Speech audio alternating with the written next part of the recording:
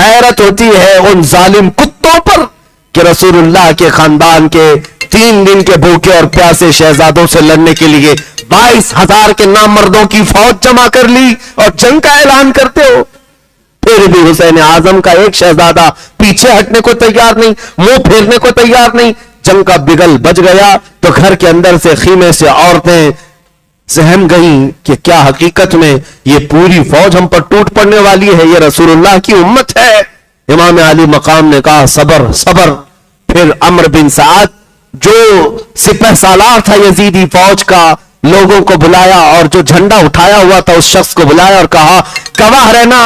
کمان میں تیر ڈالتا ہے اور سب سے پہلا تیر امام حسین کے خیمے کی طرف پھینکا. کہا تم لوگ گواہ رہنا, جنگ کی ابتدا کرنے والا میں ہوں, سب سے پہلا تیر چلانے والا میں ہوں, تاکہ امیر المومنین یزید کے پاس سے مجھے انعام و اکرام ملے اور میرے لیے جو پروانہ رے کی حکومت کا دیا گیا تھا اس کا میں حقدار ہو جاؤں. یہ کیسی لالچ تھی, یہ کیسا حرص تھا, کیسا طمع ہے. عزیزان گرامی اوقات جنگ چھڑ گئی تو حر بن یزید جو شخص تھے جو خیمہ حسین میں ایک رات پہلے آئے تھے, امام علی مقام کے پاس آ کر کہتے ہیں گھوڑے سے اترے بغیر کہ امام مجھے جانے دیں, امام علی مقام مجھے جانے دیں.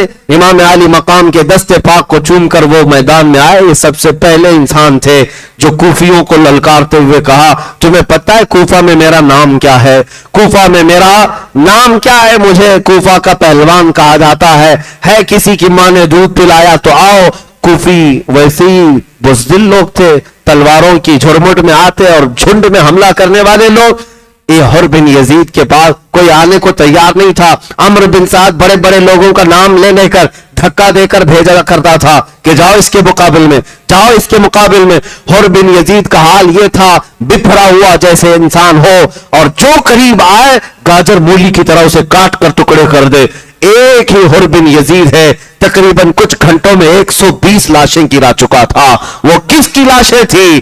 حر بن یزید نے یزیدیوں کے خیمے کے اندر ایسی کھلبلی مچا دی تھی. میں اکثر یہ کہا کرتا ہوں ایک دن خیمہ حسین میں آنے والے حر بن یزید کی طاقت کا حال یہ ہے وہ چند گھنٹوں میں 120 یزیدیوں کے پسینے نکال دے, بلکہ ان کے خون کو زمین پر بہا کر کے دنیا کو یہ بتا دے ایک دن سے اگر دامن سے دابس وابستہ ہو جائے تو طاقت کا یہ حال ہے, تو پھر رسول اللہ کے خاندان میں حسین کی گود میں پلے ہوئے شہزادوں کی طاقت کا حال کیا ہوگا. اسی لیے میرے عزیزوں حر بن یزید کو کئی جتھے مل کر کے حملہ کر کے حر بن یزید کو شہید کرتے ہیں. زہیر بن قین بجلی جو قافلے میں امام علی مقام کے ساتھ ہوئے تھے وہ آئے, حبیب بن مظاہر آئے, مسلم بن اوسجہ اسدی یہ امام حسین کے جانثاروں میں سے ہیں, یہ چاہنے والے محبان اہل بیت میں سے ہیں. یہ آئے اجازت لیے اور امام علی مقام منع کرتے تھے مجھے جانے دو, مجھے جانے دو, مجھے بات کرنے دو. لیکن یہ جانثاران ایسے تھے, یہ محبان اہل بیت ایسے تھے, امام حسین کو باہر ایک قدم بھی آگے بڑھانے نہیں دیتے تھے اور کہتے تھے جب تک ہماری زندگی ہے امام علی مقام تو بہت بڑی بات ہے, آپ کے گھر کا کوئی بچہ بھی میدان میں ہم اترنے نہیں دیں گے. جتنے جانثار تھے سب آئے اور شہزادگان اہل بیت کو بھی آنے نہیں دیا. حبیب بن مظاہر آئے, مسلم بن اوسجہ آئے اور زہیر بن قین آئے. یہ بھی دوپہر کے قریب لڑتے زوال تک لڑتے رہے. یہ تین ہی لوگ لڑتے رہے. کچھ لوگ آئے اور کوفہ کے لوگ مقابلہ نہ کر سکے, موت کے گھاٹ اتر گئے اور ان تینوں بھی جام شہادت نوش کر گئے. امام علی مقام کے سگے بھائی جو تھے مولا علی کی اولاد, امام علی مقام کے جو سگے بھائی تھے عبداللہ بن علی, زید بن علی, بکر بن علی, عمر بن علی, عثمان بن علی, 5 شہزادے علی مرتضیٰ کے میدان میں تھے. یہ آئے ایک ساتھ امام حسین سے اجازت لے کر کہ ہمیں جانے دیں. حضرت عباس علمبردار یہ بھی امام علی مقام کے بھائی ہیں, یہ موجود تھے امام حسین کے ساتھ. یہ 5 بھائی آئے اور یہ کہ بات دیگرے انہوں نے کوفیوں کے سر اڑائے اور دمدار اور شجاعت کے ساتھ مقابلہ کرتے رہے اور جام شہادت یہ کہ بات دیگرے نوش کرتے رہے. عزیزان گرامی اوقات یہ خاندان اہل بیت کے لوگوں کا یہاں سے ان کی قربانیوں کی ابتدا شروع ہوئی.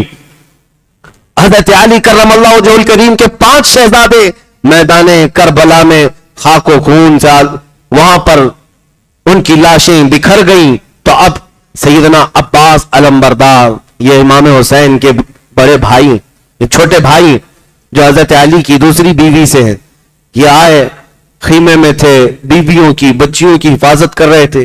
नन्ही सकीना आई और कहा, चचा जान, प्यास की शिद्दत से हलक में कांटे पड़ गए हैं, 3 दिन हो गए मेरे अजीजों, हमने रमजान को महसूस किया है, आज भी रोजे से होंगे, अभी दिन नहीं ढला है, लेकिन प्यास की शिद्दत अभी से हमें परेशान करती है।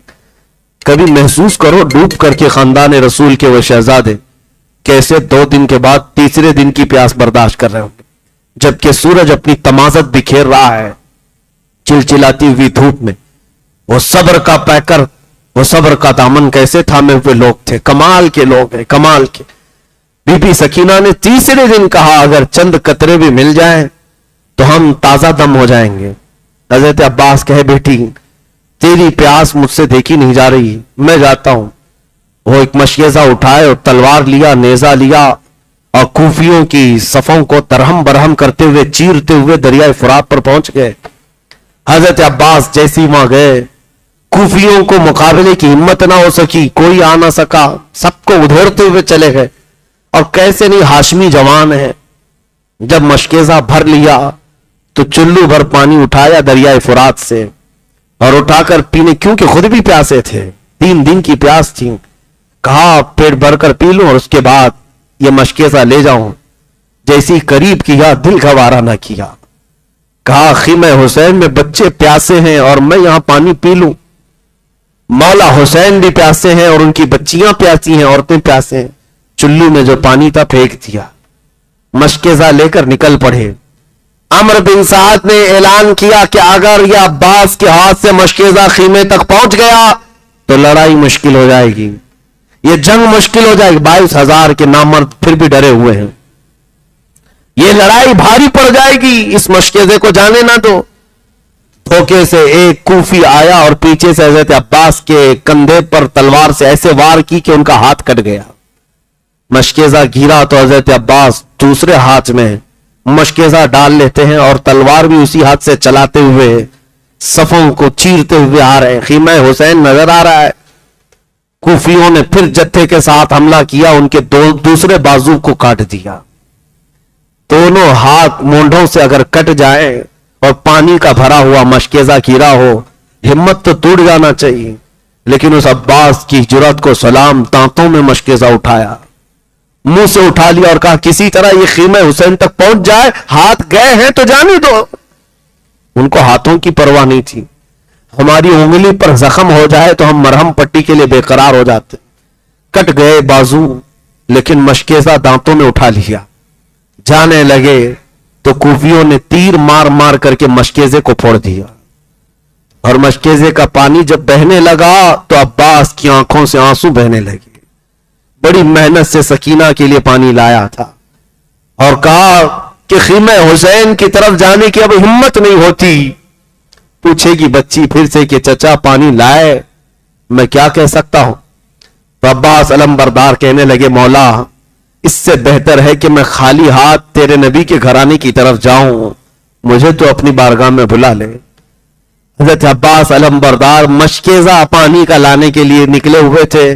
कूफियों के जत्थे ने ऐसा घेर लिया कि उनको नेजे मार मार करके जमीन पर लिटाया और उनकी गर्दन को अलग कर दिया, शहीद कर दिया।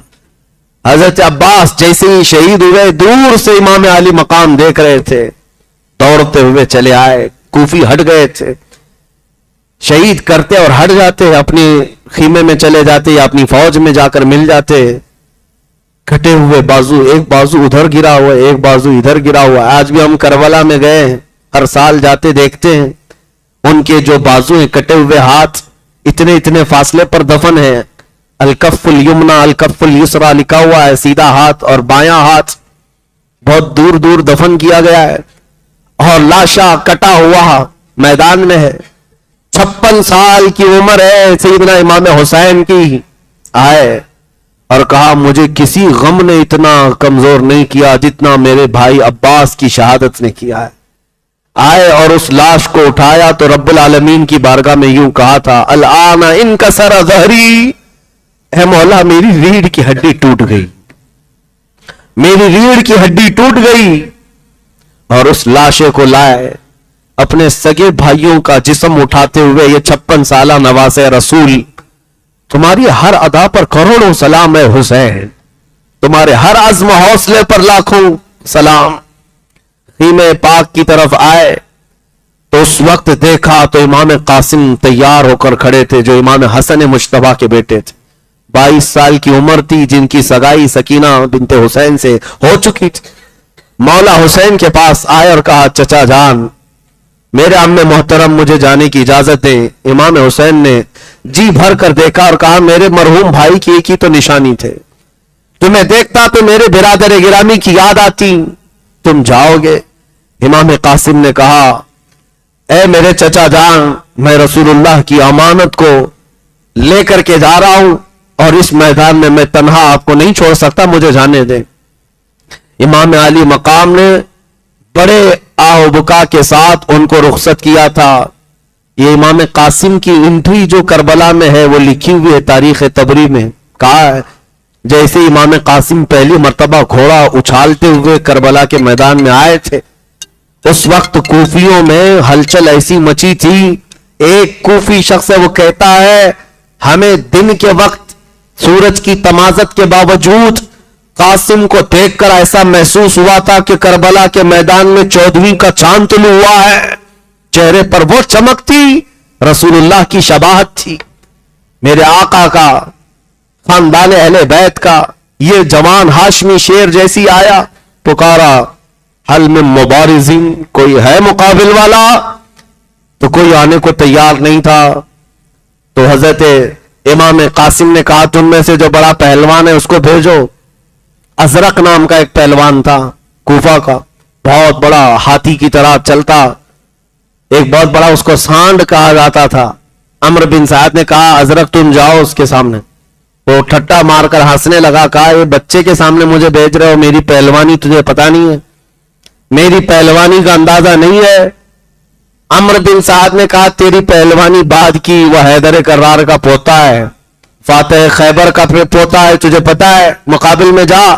کہا نہیں، میرے 4 بیٹے ہیں، ان میں سے کسی ایک کو بھیجوں گا، ابھی اس کا سر کاٹ کر لائے گا. ازرق کے 4 بڑے بیٹے تھے اور چاروں پہلوان تھے. بڑے بیٹے کو بھیجا، امام قاسم کے پاس آیا.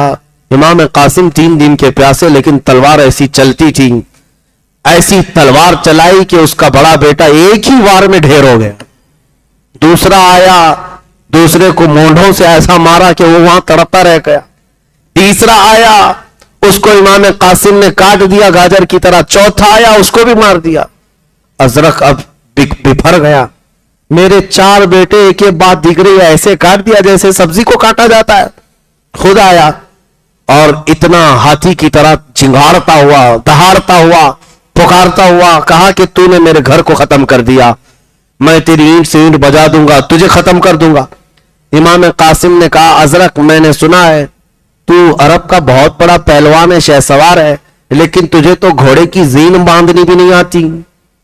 یہ تو تیرے لیے عیب کی بات ہے، کسی فوجی کو یہ تانا دینا بہت بری بات تھی. امام قاسم نے اس ہیلے سے جیسے اس کو کہا، ازرق کو یہ بہت غصہ آیا اور وہ اپنی زین جو باندھی جاتی تھی گلے کے نیچے اس کو دیکھنے کے لیے جھکا تو امام قاسم نے ایک ہی وار میں اس کی گردن کاٹ دی. کوفیوں میں اتنا خوف مچ گیا کہ اتنے بڑے پہلوان اور اس کے بیٹوں کو ایک ساتھ اس نے جہنم بھیج دیا. یہ ہاشمی جوان لڑتا رہا تو عمرو بن سعد نے پکار کر کہا اس لڑکے کے مقابل میں اکیلے جاتے رہو گے، یہ شام تک پورے لوگوں کو کاٹ کر رکھ دے گا، لہذا اس پر حملہ کرو. سارے لوگ تیروں سے، ہر جگہ سے لوگ مقابل میں آ گئے. ایک امام قاسم پر اس نے 300 کتوں کو چھوڑا. 300 کتے کبھی ادھر سے نوچتے کبھی ادھر سے نوچتے. تنہا علی کا لال ہزاروں میں گھر گیا، وہ فاطمہ کا لاڈلا ہزاروں میں گھر گیا. اور اس کے بعد امام قاسم کو ان 300 کے جتھے نے گھوڑے سے پکڑ کر گرایا اور ان کی گردن پاک کو جسم سے الگ کر دیا. یہ امام حسن کے بڑے بیٹے سے شہادت ہوئی. اس کے بعد امام علی مقام کے بڑے بیٹے علی اکبر آئے. حضرت علی اکبر امام علی مقام کے بہت چہیتے بیٹے. ان کے چہرے میں رسول اللہ صلی اللہ تعالی علیہ وسلم کی خوبصورتی تھی. عرب کہتے تھے شباہت تھی. ہم شبیہ رسول ان کو کہا جاتا ہے، علی اکبر کو. یہ مولا حسین کے پاس آئے، ان کی عمر تو 19 سال کی تھی. 19 سال کا جوان آیا، کس انداز سے رخصت کیا ہوگا اپنے بیٹوں کو امام حسین نے. حضرت علی اکبر کو خود گھوڑے پر سوار کرتے ہیں اور بیویوں سے کہتے ہیں اسے جانے دو. حضرت علی اکبر آئے امام زین العابدین کے پاس جو بیمار تھے، امام حسین کے ایک بیٹے جو میدان میں بیمار تھے، اور ان کو پکڑ کر رونے لگے.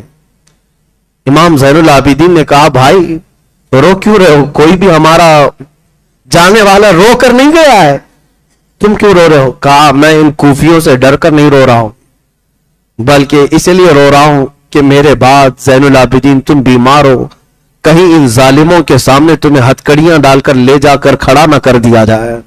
وہ منظر میری نظروں میں ہے، اس لیے رو رہا ہوں کہ میرے بعد کتے تمہارے ساتھ کیا کر لیں. امام زین العابدین نے کہا میں رسول اللہ کی امانتیں رکھتا ہوں، صبر کروں گا. حضرت علی اکبر گھوڑے پر سوار ہو کر کے آئے. تاریخ میں اتنے نام ہیں کہ ہمیں یاد نہیں رہ جاتے، اتنے نام کوفیوں کے لکھے ہوئے. بڑے بڑے لوگ علی اکبر کے مقابل میں آئے تھے کوفہ کے، وہ لوگ بھی آئے تھے جنہوں نے ان کے باپ کو خط لکھ کر بلایا تھا. حضرت علی اکبر کا جوش ایسا تھا، مارتے تھے، صفوں میں جاتے تھے اور پھر گھوڑا دوڑاتے ہوئے واپس آتے تھے امام حسین کی طرف. یوں کوفیوں کے درمیان صفوں کو چیرتے ہوئے جاتے اور پھر واپس آتے تھے. بار بار آتے تھے تو کیوں آتے تھے؟ تاریخ نگاروں نے کہا ہے دوسرے جو گئے واپس نہیں آئے. علی اکبر ایسے تھے، صفوں کو چیرتے ہوئے جاتے تھے اور پھر واپس آتے تھے، پھر جاتے تھے، پھر آتے تھے. امام حسین خیمے کے باہر ٹیک لگائے بیٹھے ہوئے تھے. وہ بوجھل قربانیاں امام علی مقام کو کس طرح سے بوجھل کر چکی ہوں گی. تاریخ نگاروں نے بتایا علی اکبر سے کسی نے پوچھا کہ کیوں بار بار آتے ہو؟ کہا بات در حقیقت یہ ہے ہم 3 دن کے پیاسے ہیں، کوئی پانی نہیں دیتا. میں حسین اعظم میرے باپ کے چہرے کو دیکھتا ہوں تو پیاس کم ہو جاتی ہے، تھوڑی پیاس کم ہو جاتی ہے. یہ امام علی مقام کے چہرے پاک کو دیکھتے اور یوں کہتے العطش یا ابتا، بابا جان پیاس بہت ستاتی ہے، پیاس. امام حسین جواب میں صرف اتنا کہتے بچے صبر کر، تیرے لیے فرات نہیں حوض کوثر ہے، حوض کوثر ہے. حضرت علی اکبر گئے، ظالموں نے دوپہر تک مقابلہ کیا، ظہر کا وقت آ چکا تھا. حضرت علی اکبر لڑتے رہے، ان کو گھوڑے پر سے گرا دیا گیا اور ان کی لاش کے اوپر گھوڑے دوڑا دیے گئے. حضرت علی اکبر کو جسم کو ایسے چھلنی کر دیا گیا تھا کہ یزیدی بار بار گھوڑا دوڑاتے تھے اس نازنین نرم و نازک جسم پر. اور امام علی مقام ہٹاتے رہے. کوفیوں چھوڑ دو میرا بچہ جا چکا، چھوڑ دو میرا بچہ ختم ہو چکا ہے. کوفی جب ہٹتے تو تاریخ نگاروں نے بتایا امام علی مقام جسم کو یوں سمیٹتے تھے، کربلا کے میدان میں سمیٹتے تھے. میرے عزیزوں کسی کی موت کے بعد ہمیں آج لاش کو اٹھانے میں ڈر لگتا ہے. اس باپ نے تو ٹکڑے جمع کیے اور اپنے کندھے پر وہ بوجھ اٹھا کر لاتے اور خیمے پاک کے پاس لاشیں جمع کرتے رہے، گنتے تھے. حیرت ہوتی ہے. میں 1000 چاہتا ہوں کہ غم کا اظہار تنہائی میں ہو، مجمع میں نہ ہو، لیکن دل بے قابو ہوتا ہے کیونکہ رسول اللہ کے اہل بیت سے جو ہماری عقیدتیں جڑی ہیں، ہماری محبتیں جڑی ہیں، مولا حسین کو ہم اپنے نجات کا ذریعہ سمجھتے ہیں اور ہمارا عقیدہ ان سے وابستہ ہے کہ کل قیامت کے دن وہ ہماری سفارش کریں گے. اس لیے ان کا غم ہلکا نہیں ہوتا ہمارے لیے. جب امام حسین ان شہادتوں کو دیکھ رہے تھے، آپ کی بیوی چھوٹے بچے کو لے کر آئی تھی. علی اصغر کو کہا اس کو پانی پلا لائیں، ہو سکتا ہے اس پر رحم کر دیں گے. حضرت علی اصغر کو لے جا کر کوفیوں کے سامنے کہا تھا یہ بچہ تمہارا تو کچھ نہیں بگاڑا، اس سے تمہاری دشمنی نہیں، اس کو پلا دو، اس کی ماں کا دودھ سوکھ گیا ہے، اس کو کچھ پانی مل جائے، 6 ماہ کا ہے. کوفیوں کی طرف سے کسی نے تیر چلایا اور سیدھے علی اصغر کے گلے میں آ کر چبھا.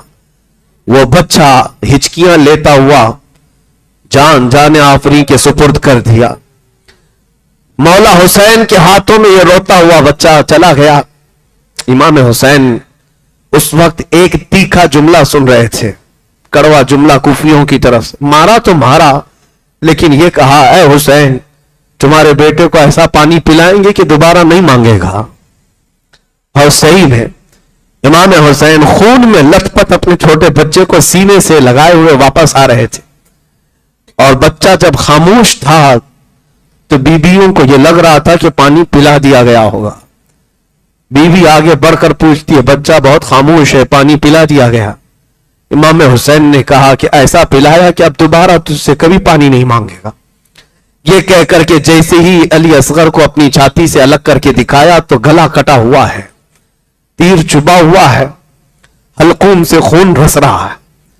بیبیاں تمہارے صبر پر ہماری زندگیاں قربان، ہم میں سے کوئی تمہارے قدموں تک نہیں پہنچ سکتا.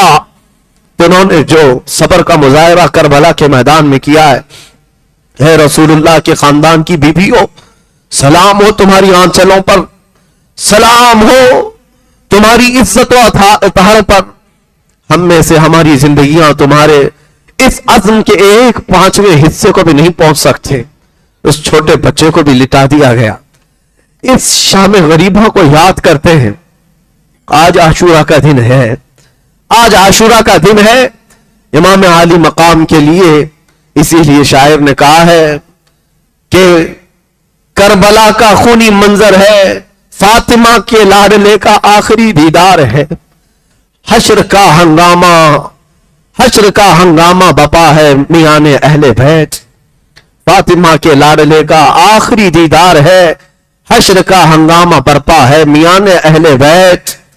امام علی مقام نے دیکھا یکے بعد دیگرے میرے بھائی گئے، میرے عباس کے بازو کاٹے، میرے بچے کو انہوں نے حلق سے چھلنی کر کے مار دیا، علی اکبر کو بھی شہید کیا، قاسم کو بھی شہید کیا، بچا کوئی نہیں تھا. ایک زین العابدین بستر سے اٹھ بیٹھا، جوان شہزادہ کہنے لگا بابا جان میں جاتا ہوں. امام علی مقام نے ماتھا چوما، کہا زین العابدین تو بھی جائے گا تو میری نسل کس سے چلے گی؟ تجھے زندہ رہنا ہے، اور اگر میرے موت کے بعد بتا ان بیبیوں کو کون دیکھے گا؟ میرے گھر تو ابھی کوئی مرد بچا نہیں، کون جوان ہے جو ان کا سہارا ہوگا؟ لٹا دیا بستر پر، تم آرام کرو. مولا زین العابدین سجاد کی قربانیوں کو بھی میں محسوس کرتا ہوں میرے عزیزوں. امام زین العابدین جو کربلا کے میدان میں لیٹے لیٹے دیکھتے تھے، جانتے ہو ان کی زندگی کیسی ہو گئی تھی؟ کربلا کے بعد جب یہ مدینے واپس گئے تھے تو کبھی بھی کسی قصاب کی دکان کے پاس کھڑے ہوتے تو رونے لگ جاتے تھے. کھلا گوشت دیکھتے، کوئی کسائی جو گوشت بیچتا تھا، امام زین العابدین آتے تھے تو جلدی چادر ڈال دیتے گوشت پر. لوگ پوچھتے کیوں؟ کہا وہ جو امام آ رہے ہیں نا، ابھی یہ کچا گوشت دیکھیں گے رونے لگ جاتے ہیں، کیونکہ انہوں نے اپنے گھر کے گوشت کے ٹکڑوں کو دیکھا تھا. ان کی زندگی ایسی ہو گئی تھی. امام زین العابدین ایک بار ایک کسائی کو بلایا اور پوچھا تم جانوروں کو کیسے ذبح کرتے ہو؟ کہا قبلہ رخ لٹاتے ہیں، پانی پلاتے ہیں، پڑھتے ہیں اور پھر ذبح کرتے ہیں. چیخ ماری اور کہا دنیا والے جانوروں کو پانی پلا کر ذبح کرتے ہیں، میرے باپ کو کوفیوں نے 3 دن کی پیاس کے بعد ذبح کیا تھا، میرے گھر والوں کو 3 دن کی پیاس کے بعد ذبح کیا تھا. ہر قربان ہونے والا جانور پانی پی کر کے ذبح ہوتا ہے. رسول اللہ کے گھر کا شہزادہ بغیر پانی پیے دنیا سے گیا. یہ امام زین العابدین کی زندگی کا حال تھا. عزیزان گرامی وقار، غم ان کا حق تھا. کئی مرتبہ مدینے والے ان کے پاس آتے اور ان کو ہنسانے کے لیے کوئی باتیں کہتے ہیں، آپ ہنستے نہیں. زندگی بھر کسی نے آپ کو ہنستے ہوئے نہیں دیکھا. لوگ کہتے غم ہو گیا، کبھی تو مسکرائیں. امام زین العابدین کہتے تم اس سے ہنسنے کی امید رکھتے ہو جس کے سامنے اس کے باپ کے ٹکڑے ہیں، اس کے بھائی کے ٹکڑے ہیں، اس کے گھر کی عورتیں بے آبرو ہو گئی، تم اس کے ہنسنے کی امید رکھتے ہو. لوگوں خیر کرو، شکر کرو کہ آنسو نکلتے ہیں، یہاں تو خون نکلنا چاہیے. یقیناً ان کے گھر پر جو حالات آئے، میں سمجھتا ہوں دنیا میں کسی اور کے پاس ہوتے تو اتنا بڑا امتحان نہیں دے سکتا تھا. امام حسین عظیم اس قائد کو لاکھوں سلام. اب اس میدان کربلا میں بیویوں کے سامنے آئے. سیدہ زینب جلدی سے ایک صندوق لے کر کے آئیں، پیٹی لے کر آئیں اور اپنے بھائی کو اس صندوق کھول کر ایک جبہ پہنانے لگی. وہ رسول کریم صلی اللہ تعالی علیہ وسلم کا جبہ مبارکہ تھا. امام حسین نے کہا میری بہن میری ہمشیرہ آج تو کیوں پہنا رہی ہے؟ کہا بھائی جان یہ جبہ میرے اماں نے دیا تھا، سیدہ کائنات فاطمہ زہرا نے دیا تھا اپنی موت سے 2 دن پہلے، اور کہا تھا بیٹی اس کو سنبھالے رکھنا، میرا لاڈلا ایک دن میدان میں اترے گا، اس وقت اس کے آس پاس کوئی نہیں ہوگا، تو اپنے ہاتھ سے اس کو یہ جبہ پہنانا، اس لیے کہ اس کو اس کی ماں سے بڑی محبت ہے. امام حسین کو یہ کہتی ہوئی وہ جبہ پہناتی رہی. امام عالی مقام اپنی ماں کو یاد کر کے رو پڑے، اپنی ماں کو یاد کر کے رو پڑے. کیوں نہ روئے؟ ایک امام مسلم ہیں جنہوں نے ایک روایت بیان کی ہے، وہ کہتے ہیں میں نے خواب میں دیکھا تھا ایک بوڑھی عورت اپنے چہرے پر چادر ڈالی ہوئی جھاڑو لے کر میدان جھاڑ رہی ہے. میں قریب جا کر پوچھا بی بی تم کون ہو؟ وہ اپنا چہرہ نہیں دکھاتی اور کہتی ہے میں محمد الرسول اللہ کی بیٹی فاطمہ ہوں. کہا یہاں کیوں جھاڑ رہی ہو؟ کہا کل میرا بچہ یہاں گر کر شہید ہونے والا ہے، اس میدان کی کنکریاں صاف کر رہی ہوں. میرے عزیزوں اس فاطمہ الزہرا کے اس عظیم لاڈلے کا آخری دیدار ہے، جس کے حلقوم کو میرے مصطفیٰ نے چوما ہے، ان کا آخری دیدار ہے. جو دوش پیغمبر کا راکب سوار ہے اس کا آخری دیدار ہے، جن سے شریعت مصطفیٰ چلی اس کا آخری دیدار ہے. رسول اللہ کا جبہ پہنا، امامہ پہنا، حیدر کرار کی تلوار ذوالفقار ہاتھ میں لی، جعفر طیار کا پٹا اور حضرت امیر حمزہ کا نیزہ ہاتھ میں لیا. سارے تبرکات ایک ساتھ زیب تن کیے. امام عالی مقام یہ سارے تبرکات پہن کر خیمے سے نکلنا ہی تھا کہ عورتوں کی آوازیں آ گئیں.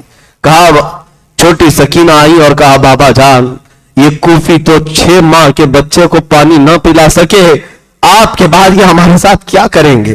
آپ کس کے حوالے ہمیں چھوڑ رہے ہیں؟ امام حسین نے صرف اتنا کہا سکینہ اللہ اس کے رسول کے حوالے تمہیں کر کے جا رہا ہوں. سیدہ سکینہ سے کہا بیٹی چاہے جیسے بھی حالات ہو جائیں تو اپنے حجاب کی پابندی رکھنا، تو اپنے پردے کی پابندی رکھنا. یہ آخری وصیتیں تھی اپنے خاندان کی اہلی عورتوں کے لیے، اور بیویاں یہ چہرہ دیکھتی رہ گئی. میرے عزیزوں ہم تو جنازہ جاتے ہوئے لوگوں کا دیکھتے ہیں رو پڑتے ہیں، لیکن وہ زندہ جاوید گھر سے جب رخصت ہو رہا ہے دولہا بن کر گھوڑے پر سوار ہوا، اور وہ عظیم ان کا گھوڑا جو وفادار گھوڑا جو ہر جنگ میں آپ کے ساتھ رہا، آج وہ گھوڑا بھی بڑھنے کو تیار نہیں تھا. آگے بڑھنے کو اس کو ایڑ لگائی، اس کو مارا، آگے بڑھنے کو تیار نہیں تھا. مولا حسین نے دیکھا گھوڑے سے اتر کر بی بی سکینہ اس کی ٹانگوں کو پکڑے ہوئے بیٹھی ہوئی ہے، اور بار بار گھوڑے سے کہتی جاتی ہے کہ اے گھوڑے اے سواری میرے بابا جان کو نہ لینا، اس لیے کہ آج اگر تو سوار کر کے لے جائے گا تو یہ واپس نہیں آئیں گے. ننھی سکینہ کو آپ نے گود میں اٹھا لیا اور کہا اس عظیم سواری کو نہ روکنا، اس لیے کہ آج میرے امتحان کا دن ہے اور تمہارے صبر کے امتحان کا دن ہے. یہ کہتے ہوئے امام عالی مقام گھوڑے کو دوڑا دیے. یہ آخری دیدار تھا. پھر میں حسین کی طرف سے جو یہ شہزادہ گلگو قبا رسول اللہ کا یہ حسین شہزادہ نکلا تو میدان کربلا میں آ کر پھر وہ خطبہ دیا جو حر بن یزید کے سامنے دیا تھا، عمرو بن سعد کے سامنے دیا تھا. آج 10ویں محرم تھی، جمعہ کا دن تھا اور عین ظہر کا وقت ہے. اس وقت حسین اعظم کربلا کے ریگزاروں میں خطبہ دیتے ہیں، اللہ کی حمد بیان کی، رسول اللہ پر درود و سلام بھیجا اور کہا کوفیو کیا تمہیں میری نسبت پتا ہے؟ میں اس فاطمہ کا بیٹا ہوں جو رسول اللہ کے جسم کا ٹکڑا ہے. کیا تم نے میرے متعلق نہیں سنا؟ میرے آقا نے فرمایا الحسن والحسین سیدہ شباب اہل الجنہ. کیا تمہیں میری نسبتیں نہیں معلوم؟ اور اگر ان حدیثوں پر تمہیں شک ہے تو ابھی جابر بن عبداللہ موجود ہے، ابو سعید خدری موجود ہے، ابھی کئی صحابہ رسول اللہ کے موجود ہیں، ان سے جا کر تحقیق کر لو. کیا میرے رسول نے یہ میرے متعلق نہیں فرمایا؟ اور کیا تمہیں یہ زیب دیتا ہے کہ تم رسول اللہ کا کلمہ پڑھتے ہو اور اسی رسول کے بیٹے کے خون سے اپنے ہاتھوں کو رنگین کرو؟ یہ خطبہ ایسا دردناک تھا، کوفیوں میں اس کا اثر ہو گیا. کوفیوں کے دلوں کے اندر ایک رعب طاری ہو گیا. قریب تھا کہ وہاں بغاوت ہو جاتی، قریب تھا کہ لوگ تلواریں چھوڑ دیتے، قریب تھا کہ لوگ نیزے پھینک دیتے. हलचल मच जाती, क्योंकि रसूल पाक के शहजादे की जुबान में जो असर था वो कमाल का था। खुतबा सुनकर कूफियों की आंखों में भी आंसू आ गए थे, रोने लग गए थे। एक तरफ हुसैन अपने खीमे की तरफ दिखाते और कहते, मेरा कौन सा बच्चा अब बचा हुआ है, मेरा कौन सा भाई अब बचा हुआ है। देखो तुमने मेरे खीमे को लूट लिया, मेरे घर के टुकड़े कर दिए। अब भी अगर तुम चाहते हो तो मैं माफ करने को तैयार हूं, मेरे खून से रंगीन न करो अपने हाथ। कूफियों पर जब ये तकरीर असर करने लग गई, अम्र बिन साद खड़ा हो गया। शिमर बिन जोशन जो हरामुत्तहर कमीना इंसान था, जलील तरीन इंसान था, वो खड़ा हुआ और वो भी फसीह बली खुतबा देता था। खड़े होकर के उसने गालियां देना शुरू किया, आपकी इज्जत पर हमले करना शुरू किया। कहा ये कज़्ज़ाब इब्ने कज़्ज़ाब है, झूठा झूठे का बेटा है, नाउज़ुबिल्लाह। सबको गालियां दिया और उसके बाद कूफियों से कहा, अगर तुम में से एक भी बगावत कर गया तो मैं यजीद के सामने लिख कर भेजूंगा, तुम्हारी नस्लों को खत्म कर दिया जाएगा, तुम्हारे खानदान उजाड़ दिए जाएंगे, कूफा को तहस नहस कर दिया जाएगा। खबरदार कोई हुसैन की तकरीर पर दिल पजीर ना होने पाए। उसके बाद शिमर दिल जोशिन की तकरीर असर कर गई। फिर लोगों से कहा गया, हम हुसैन की तकरीर से माइल नहीं है, उनकी तरफ रगबत नहीं करते, हम मुकाबले के लिए तैयार हैं। इमाम हुसैन ने कहा, इत्माम हुज्जत के लिए मुझे जो कहना था मैंने कह लिया, अब तुम्हारी मर्जी, आओ मुकाबिल के लिए। अब मुकाबिल के लिए जो लोग आए, हुजैल एक शख्स था, उसके बाद एक अब्दुल्ला बिन समदानी था और कई लोग ऐसे एक के बाद दीगरे आते रहे। इमाम हुसैन रज़ी अल्लाह तआला अन्हु एक दो नहीं कई लोगों को मारकर गिराते रहे। इमाम हुसैन रज़ी अल्लाह तआला अन्हु तकरीबन 100 के करीब लोगों को जख्मी कर चुके थे। तन्हा अली का लाल हजारों में घिर गया, फातिमा का गुल अजार, ये फातिमा का शेर हजारों में घिर गया। अजीजा ने गिराने वक़ात इमाम हुसैन लड़ते रहे, कई लोगों को जख्मी करते रहे और उसके बाद वही मामला, प्यास की शिद्दत, प्यास की शिद्दत। बेटों का गम अलग है, भाइयों की लाशें अलग है, बीवियों का अकेला होना अलग है। कितना बोझ लेकर मेरा हुसैन लड़ रहा था, कितनी जिम्मेदारियां लेकर ये घोड़े का शहसवार था। हुसैन इब्ने अली रज़ी अल्लाह तआला अन्हु जब मुकाबला करते रहे, थक करके उनकी गर्दन झुक जाती थी, फिर तलवार उठाते थे, फिर लड़ते थे। यहां तक कि अमर बिन साद ने और शिमर बिन जोशिन ने, खुली बिन यजीद ने, ये सारे लोगों ने भड़काया और कहा, ऐसे नहीं, जैसे इससे पहले इनके खानदान के बेटों को पहुंचाया गया है मौत की तक, इसी तरह इनके साथ भी मुकाबला होगा। हुसैन इब्ने अली के पास 200 सवारों को लाया गया और हर जगह से तीर बरसाया गया। कभी हुसैन के जिस्म पर इधर से तीर आए, उधर से तीर आए, अपने ढाल से बचाते रहे। यहां तक कि तारीख निगारों ने बताया है, आपके जिस्म मुबारक पर 72 तीर लग गए थे, कोई जिस्म का हिस्सा बाकी नहीं था। चेहरे पर भी, सीने पर भी, कंधों पर भी, पिंडलियों पर भी, रानों पर भी, पेट पर भी, पीठ पर भी, हर जगह तीरों से बौछार। हर तीर जाता जिस्म में पैवस्त होता, हर तीर जाता जिस्म में पैवस्त होता।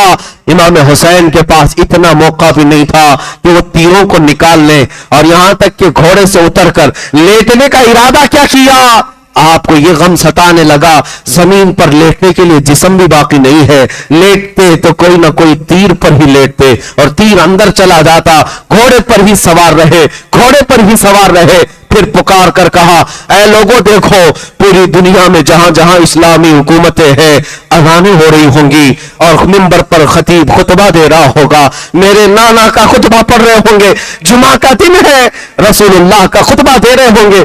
जुमा के दिन लोग नमाज के लिए सजदा रेज हो जाते हैं। क्या तुम में से किसी के अंदर इतनी सख्त नहीं है, इतनी जुर्रत नहीं है कि रसूलुल्लाह के नवासे को 2 रकात नमाज पढ़ने का वक्त दिया जाए? थोड़ी देर के लिए हट जाओ। कूफी हट गए। यहां तक कि तलवारों से जो मुकाबला करने वाले नामर्द गीदड़ थे, करीब आने को तैयार नहीं थे। तीरों से बौछल कर दिया, छलनी कर दिया, लेकिन करीब आने को कोई तैयार नहीं। दूर से तीर फेंक करके हमला कर रहे थे।